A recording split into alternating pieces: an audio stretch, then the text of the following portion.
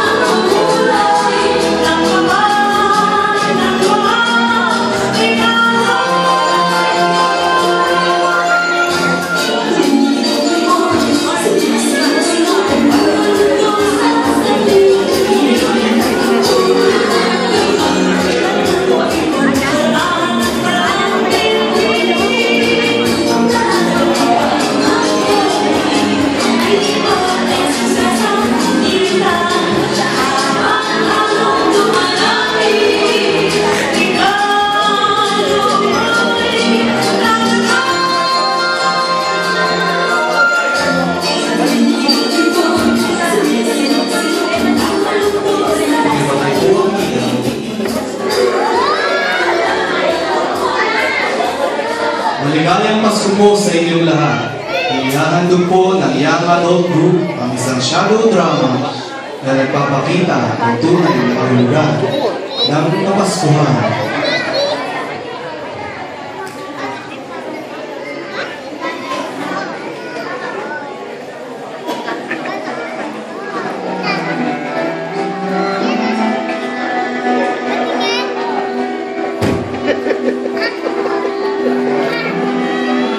Kung naniin tayo nito.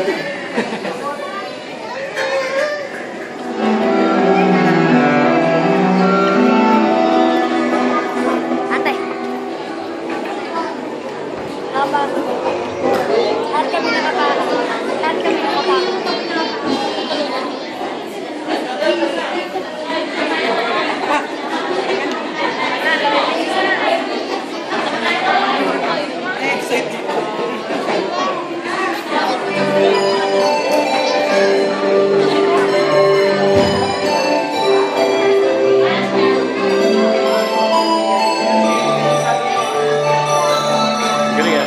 Oh, panalo na kami!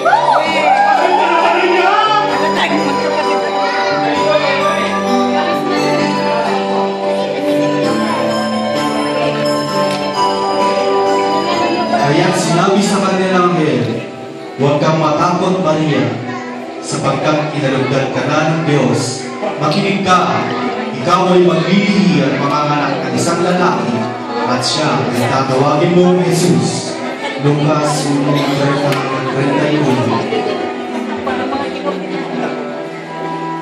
Excited. Meron pa kayo. Aba.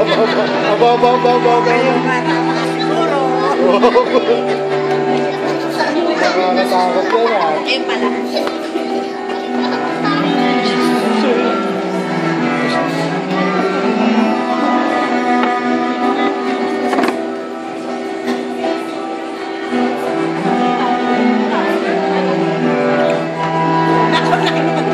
At isinilang niya ang kanyang pangalan at ito'y lalaki.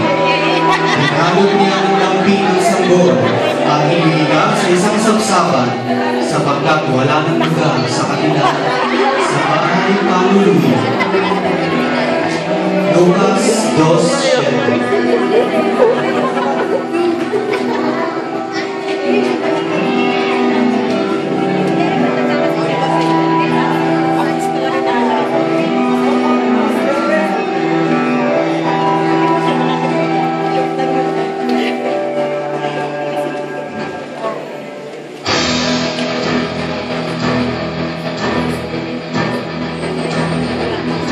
Nabautismohan na noon ang lahat ng tao, gayon din si Jesus.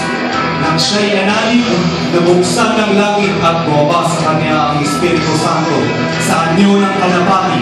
At isang tinig mula sa langit ang nagsabi, ikaw ang minamahal kong anak, lubos kitang kinalugdan. Lucas 3:22. Galing nga na. Kapag sila.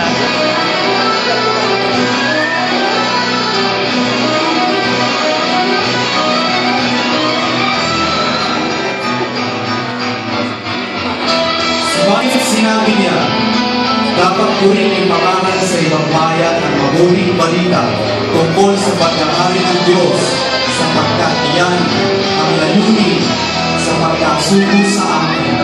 Lucas 4:43. Para ano ah. Gusto yung buhok.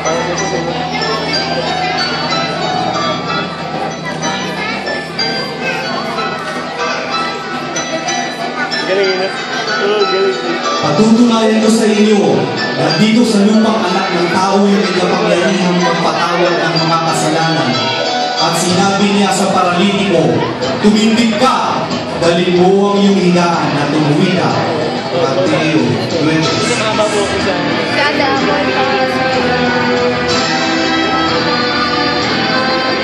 Dati ako sa Kuya Pats.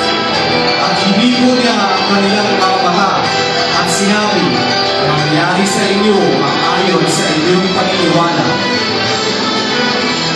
Maganda yung basta lang yung kanta eh. Sound sakto eh.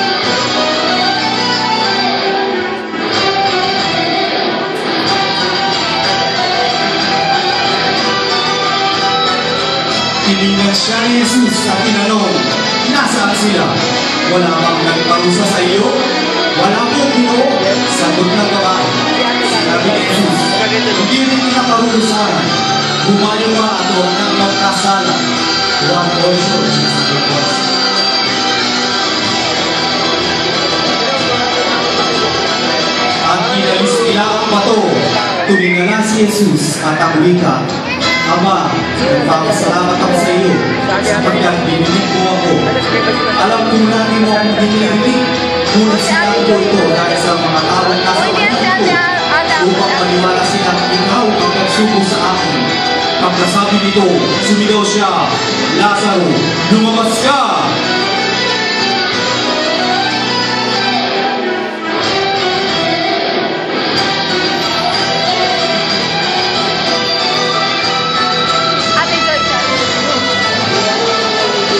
Ganyan na lamang ang pag-ibig ng Diyos sa sanlibutan. Kaya binigay niya ang kanyang bugtong na anak upang ang sumampalataya sa kanya ay hindi mapahamak, kundi magkaroon ng buhay na walang hanggan. Juan 3:16.